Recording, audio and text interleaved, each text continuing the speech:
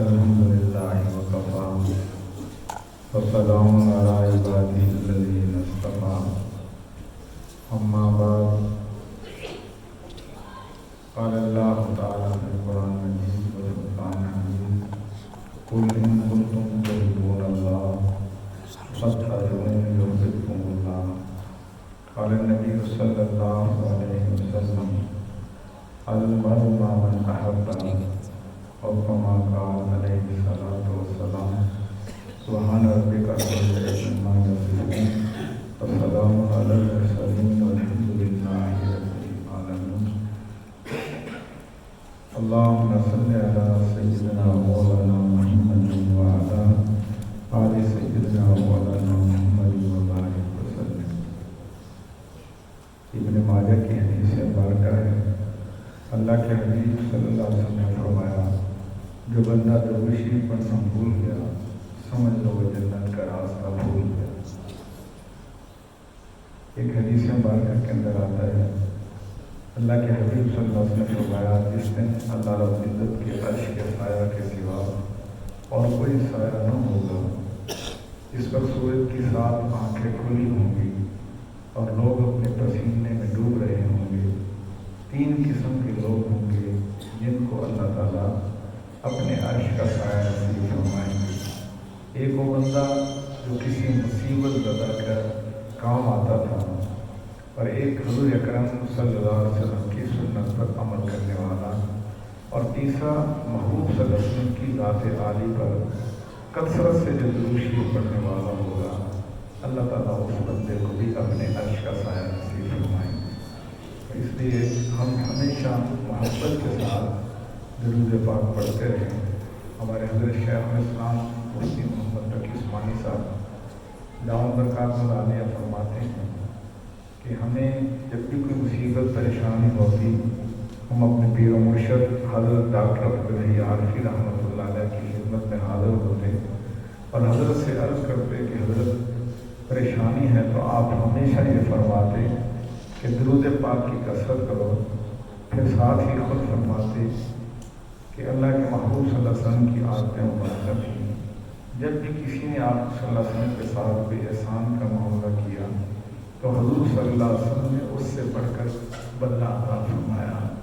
اور اب آپ صلی اللہ علیہ وسلم کے وصال کے بعد اگر کوئی درود شریف کا تحفہ آپ صلی اللہ علیہ وسلم کو بھیجتا ہے تو حضور صلی اللہ علیہ وسلم اس امتی کے لیے دعا فرماتے ہیں۔ تو یہ کتنی بڑی خوش نصیبی کی بات ہے کہ اللہ کے نبی صلی اللہ علیہ وسلم اس امتی کے لیے دعا فرما رہے ہوتے ہیں۔ جب درود شریف پڑھتا ہے تو اللہ کے نبی صلی اللہ علیہ وسلم اس امتی کے لیے دعا فرماتے ہیں، اور 2 ہی باتیں ایسی ہیں جو اللہ کے ہاں کبھی بھی رد نہیں جاتی، ہر حال کے اندر قبول شدہ ہیں۔ ایک تو حضور اکرم صلی اللہ علیہ وسلم کی سنت مبارکہ پہ عمل کرنا، اور دوسرا درود شریف کی کثرت کرنا۔ تو سب بھائی انتہائی محبت کے ساتھ درود پاک پڑھ لیجیے۔ اللہم صل علی سیدنا مولانا محمد وبارک وسلم۔ اللہم صل علی سیدنا مولانا محمد وعلی آل سیدنا مولانا محمد وبارک وسلم۔ اللہم صل علی سیدنا مولانا محمد وعلی آل سیدنا مولانا محمد مبارک وسلم۔ ذریعۃ الوصول الی جناب رسول صلی اللہ علیہ وسلم درود شریف کی کتاب ہے جو علامہ مخدوم ہاشم صدیقی نے صدیوں پہلے کی کتاب لکھی ہے، اس کا ترجمہ حضرت مولانا یوسف جہانی شہید رحمۃ اللہ علیہ نے فرمایا ہے۔ اس کے اندر ایک درود پاک ہے کہ جب بندہ صبح کو پڑھ لیتا ہے، 3 بار پڑھ لیتا ہے، تو سارا دن اللہ تعالیٰ درود شریف پڑھنے کا ثواب عطا فرما دیتے ہیں۔ اگر شام کو پڑھتا ہے تو ساری رات درود پاک پڑھنے کا اللہ ثواب عطا فرما دیتے ہیں۔ یہ عارض حضور اکرم صلی اللہ علیہ وسلم کے روضہ اقدس پہ حاضر کے لیے جا رہا تھا، تو وہاں ایک ساتھی نے میں باب السلام میں داخل ہونے لگا تو ساتھی نے پکڑ لیا फरमाने लगे कि आप मुझे जानते हो, पहचाना? मैंने कहा, मैं खामोश हो गया।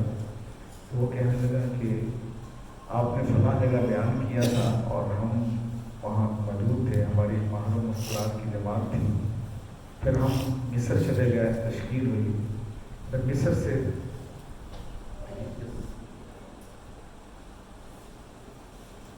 कहते हैं कि मिस्र से फिर हम मदीना मनवरा आ गए।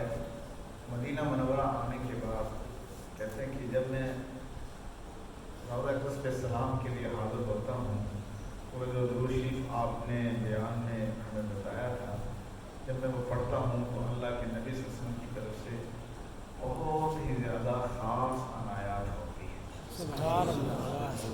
और इसके बहुत सारे वाक़यात हैं। हमारे शहर का एक तालिब इल्म था, उसने भी इसको मामूल बनाया, तो अल्लाह ने उसको ऐसी बसीरत अता फरमाई कि पिछले दिनों उसने मुझे ख़त लिखा तो मैं हैरान रह गया।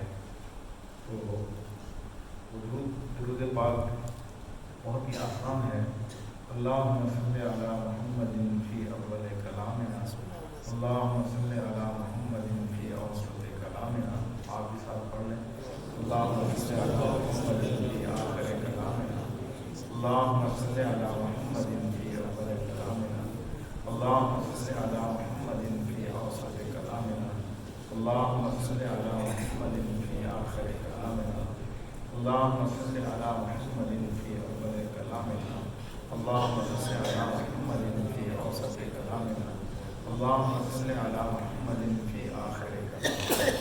इंशाअल्लाह हम सुबह को पढ़ लेंगे तो सारा दिन अल्लाह ताला दुरूद शरीफ पढ़ने का सवाब अता फरमा देंगे।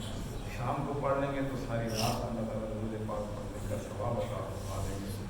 सैयदना अली मुर्तज़ा रज़ियल्लाहु ताला अन्हु कहते हैं कि अगर अल्लाह के महबूब सल्लल्लाहु अलैहि वसल्लम ने तस्बीह, तहमीद और तकबीर और इसके अगर फ़ज़ाइल हमें इरशाद ना फरमाए होते तो मेरा हर सांस हर वक्त दुरूद पाक पढ़ता रहे।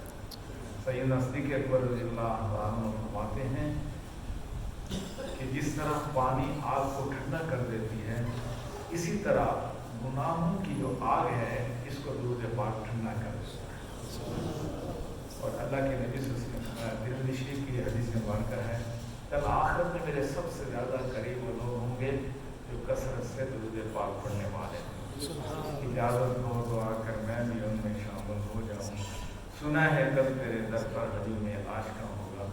अब तो हमें मोबाइल की मसरूफ़ियत बहुत हो गई है ना, इसलिए हमें फुर्सत ही नहीं मिलती मैसेज पढ़ने में, करने में, बस इसी में वक्त गुजरता है। बड़ी बदनसीबी की बात है। ज़िंदगी की सबसे कीमती मता जो है ना वो वक्त है। और मेरे और आपके उस वक्त तक कदम आखिरत में नहीं हिलेंगे जब तक हम इन सवालों का जवाब नहीं दे लेंगे कि अल्लाह ने जो ज़िंदगी दी थी उस ज़िंदगी को कहाँ गुजारा, अल्लाह ने जो जवानी दी थी उस जवानी को कहाँ लगाया, कहाँ खर्च किया। ये एक दो नेमतें हैं। और माल कैसे कमाया और उसको खर्च कैसे किया। हो रही है उम्र पिछले बरस कम, चुपके रफ्ता रफ्ता दम बदम। और मौत के लम्हात की जो है इतनी इसकी तरफ तवज्जो आप सब दिलाते थे कि आप सब अपने हर बयान में, हर तकरीर में इसका तज़किरा ज़रूर फरमाते थे। आप इससे अंदाज़ा लगाएं। और आज हम सबसे ज़्यादा कीमती जो चीज़ है ना वक्त है, जो नमाज से हासिल हो सकता है, न तल्लक़ात से हासिल हो सकता है, न ताकत से हासिल हो सकता है, न किसी सिफारिश से हासिल हो सकता है, उसको हम ज़ाय कर रहे हैं।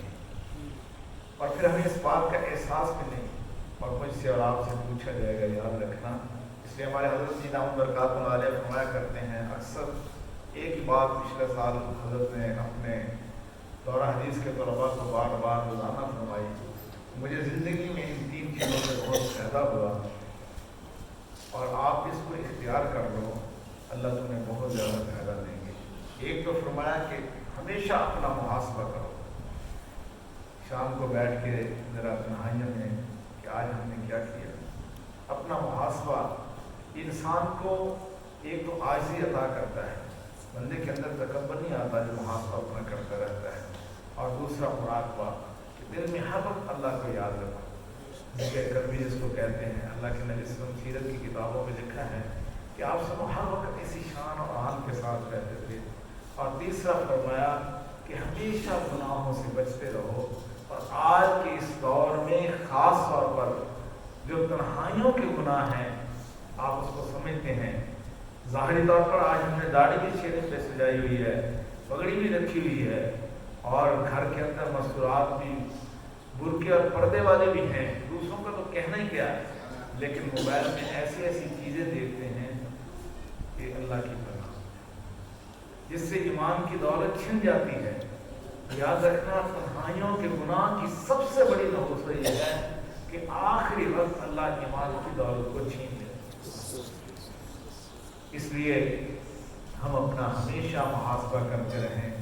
کبھی وقت تھا کہ یہ وقت ذکر اذکار میں لگتا تھا، درود پاک پہ لگتا تھا، ویسے بھی اللہ کے محبوب صلی اللہ علیہ وسلم کے جو حقوق ہیں ان میں اتباع سنت اور آپ سب کی ذات عالی پر دوشی کا تحفہ بھیجنا یہ آپ سب کا حق ہے، اور اگر ہم اس پہ عمل کریں گے، ہم پورا حق تو ادا نہیں کر سکتے لیکن کم از کم کل آخرت میں سرخرو تو ضرور ہو جائیں گے نا انشاءاللہ العزیز۔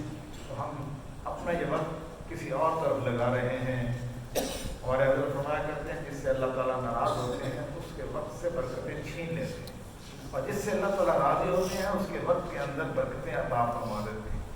اللہ کی ناراضگی اور رضا کی نشانی یہی ہے۔ تھوڑا سا ہم اپنا محاسبہ کریں گے نا تو پھر ہمیں پتہ چلے گا کہ اللہ تعالیٰ ہم سے راضی ہیں یا ناراض ہیں۔ اگر ہمارا وقت بیکار مشغولوں میں لگ رہا ہے، میسجوں میں سارا دن لگ رہا ہے، اور اس کو سینے سے لگا کر وقت جو ہے ہمارا خرچ ہو رہا ہے، تو پھر سمجھ لیں کہ اللہ ناراض، اللہ تعالیٰ کی ناراضگی کی یہ نشانی ہے۔ اور یہی وقت اگر ذکر میں، اذکار میں، تلاوت میں، اچھے کاموں میں لگ رہا ہے، دینی سوچ میں لگ رہا ہے، مسجد اور مدرسے کی فکر میں لگ رہا ہے، تو پھر سمجھ لو کہ اللہ تعالیٰ کی بڑی مہربانی ہے۔ تو پہلے تو وقت کے بادشاہ بھی بہت روشی پڑھتے تھے۔ سلطان محمود غزنوی رحمۃ اللہ علیہ کے بارے میں آتا ہے کہ روزانہ 30,000 مرتبہ روشی پڑھتا تھا۔ اب ایک نوجوان تھا، اس کے دل میں اللہ کے نبی صلی اللہ علیہ وسلم کی محبت کی شدت تھی، تو وہ مقروض تھا، اس نے 10,000 دینار کسی کا قرض دینا تھا۔ اب وہ بیچارہ اس خواب میں سویا، رات کو اللہ کے محبوب سے ان کا خواب میں دیدار ہوا۔ حضور صلی اللہ علیہ وسلم نے فرمایا کہ اے نوجوان تم اتنے غمزدہ کیوں ہو؟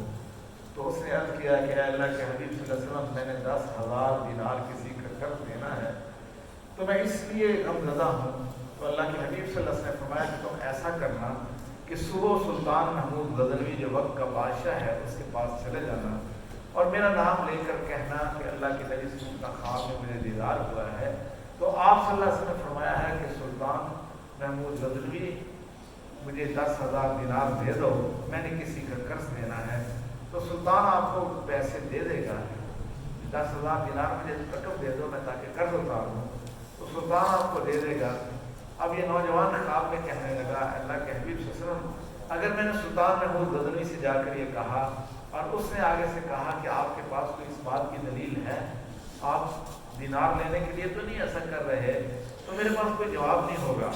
اللہ کے حبیب صلی اللہ علیہ وسلم ہے تو سلطان کو جانا اور کہنا، اگر وہ پوچھے کوئی دلیل کے طور پر کوئی بات تو آپ کہنا کہ جو روزانہ تم 30,000 مرتبہ روشی کا تحفہ اللہ کے نبی صلی اللہ علیہ وسلم کو بھیجتے ہو، اب کچھ دن ہوئے، چند دن ہوئے، اس کے اندر کمی آ گئی، بس یہ جب بتاؤ گے تو سلطان سمجھ جائے گا۔ چنانچہ یہ نوجوان گیا اور کہا کہ سلطان میں 10,000 دینار کسی کے قرض دینے ہیں، تو اللہ کے نبی صلی اللہ علیہ وسلم نے خواب میں مجھے فرمایا ہے کہ جا کے سلطان محمود غزنوی سے لے لینا۔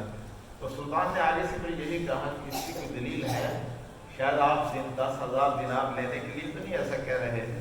تو اس نوجوان نے کہا کہ اللہ کے محبوب صلی اللہ علیہ وسلم نے خواب میں مجھے یہ فرمایا ہے کہ سلطان محمود غزنوی کو یہ کہہ دے دیں کہ جو روزانہ تم 30,000 مرتبہ دروشی کا تحفہ مجھے بھیجتے تھے، اب چند دن ہوئے اس کے اندر کمی آ گئی ہے، بس اتنی بات کہنی تھی۔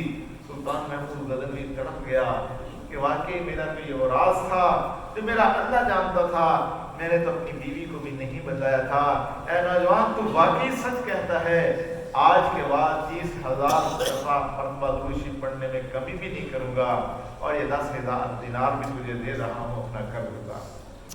کبھی وقت کے بادشاہوں کی یہ کیفیت اور حالت ہوا کرتی تھی، اور آج بڑے افسوس کی بات ہے حدیث مبارکہ کے اندر آتا ہے جو روزانہ 1000 مرتبہ درود پڑھتا ہے اس وقت تک اس کو موت نہیں آئے گی جب تک وہ جنت میں اپنا گھر نہیں دیکھ لے گا۔ ہماری بہت ہی بڑی امت سے بڑی محسن شخصیت حضرت حاجی عبد الوہاب صاحب رحمۃ اللہ علیہ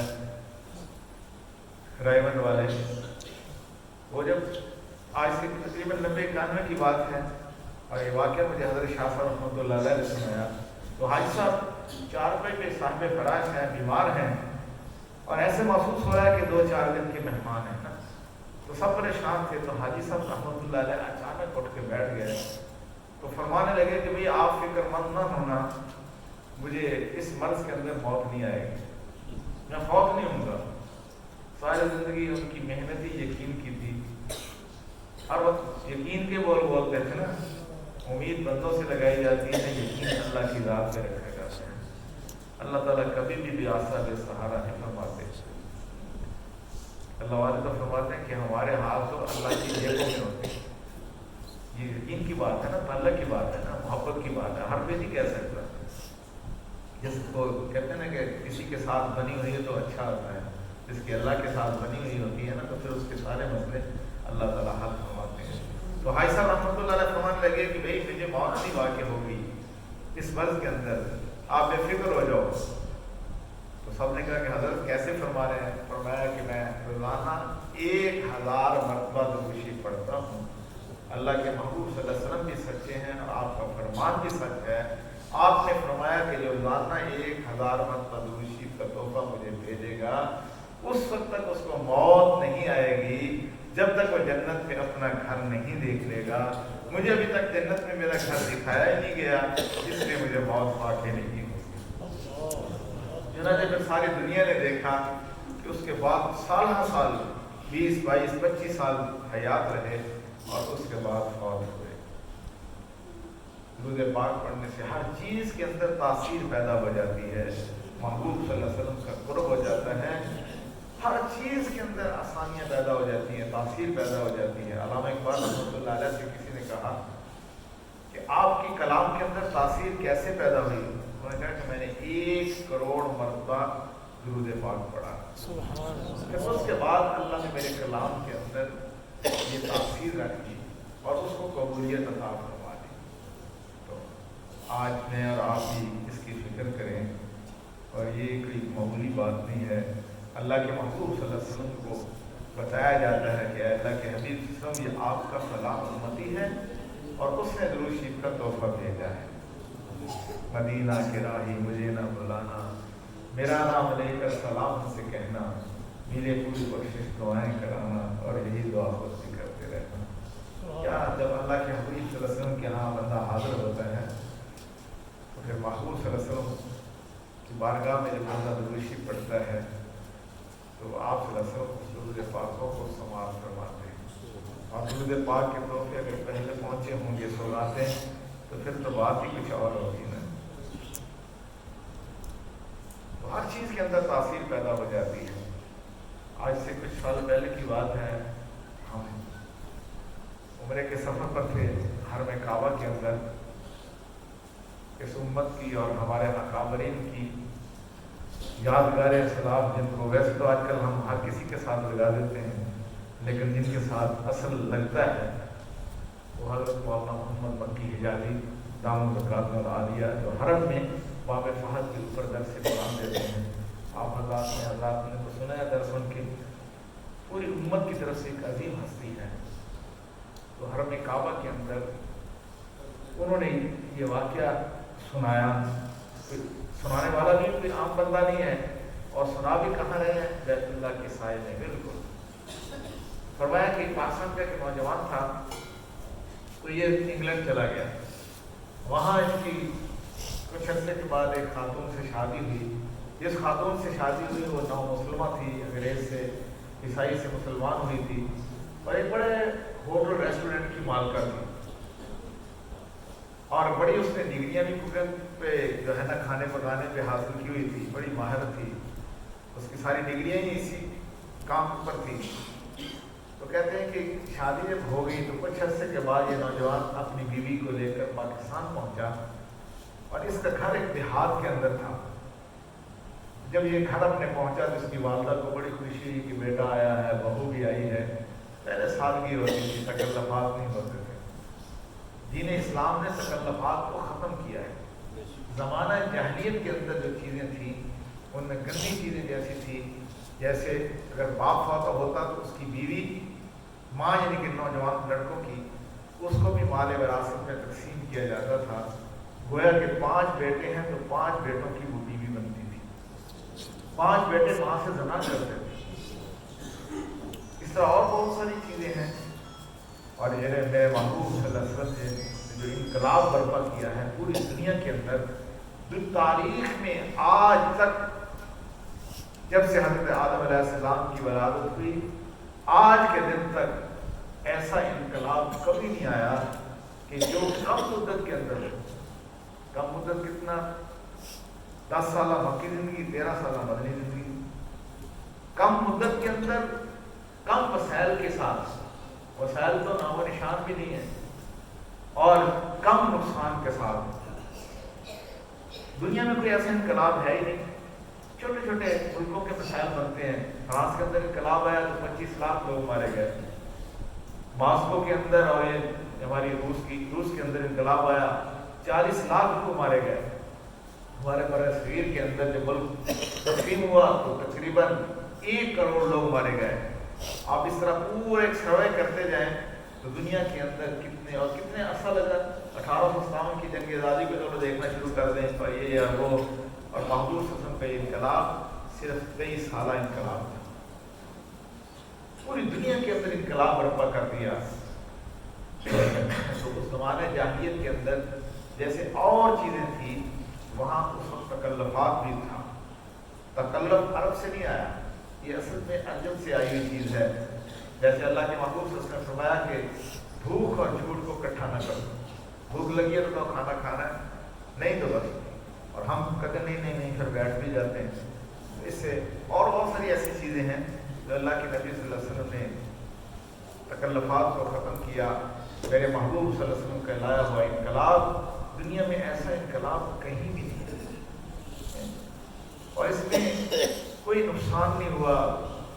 کم مدت کے ساتھ، کم وسائل کے ساتھ، اور کم نقصان کے ساتھ اس دنیا میں انقلاب آیا ہے۔ حسانی صاحب تشریف لے آئے ماشاءاللہ۔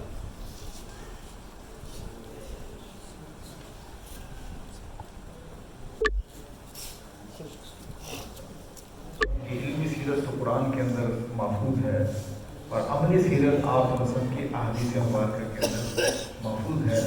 دنیا میں کوئی نبی ایسا نہیں گزرا جس کی علمی سیرت اور عملی سیرت محفوظ ہو۔ عملی سیرت کیا ہے؟ آپ سب کی پوری سنتیں ذخیرہ احادیث میں موجود ہیں۔ اللہ تعالیٰ ہم سب کو حضور صلی اللہ علیہ وسلم کی سنت پر عمل کرنے کی توفیق عطا فرمائے۔ میں ایک واقعہ سنا رہا تھا، وہ واقعہ سنا کتنی اجازت ہے؟ تو وہ نوجوان جب آیا اپنے والدین کے پاس، دیہات کے رہنے والا تھا، اس کی والدہ بیچاری سادہ سی خاتون تھی۔ جب بیٹا آیا تو بہو آئی ساتھ، تو وہ نا کھانا بناتی ماں، سادی سی عورت تھی، سادی سی خاتون تھی۔ تو اس کی بہو جو انگریز سے مسلمان ہوئی تھی، اور اس کے پاس دنیا جہان کی ڈگریاں تھی کوکنگ پہ، کھانے پکانے پہ، اور ایک بڑے ریسٹورینٹ کی مالکہ تھی، وہ کہتی کہ امی آپ کھانے میں کیا چیز ڈالتی ہو، اتنا اچھا کھانا؟ وہ کہتی بیٹا میں تو آپ کے سامنے بناتی ہوں، کوئی چیز نہیں ڈالتی۔ ہر روز یہی سوال ہوتا ہے کہ امی کیا چیز ڈالتی ہو؟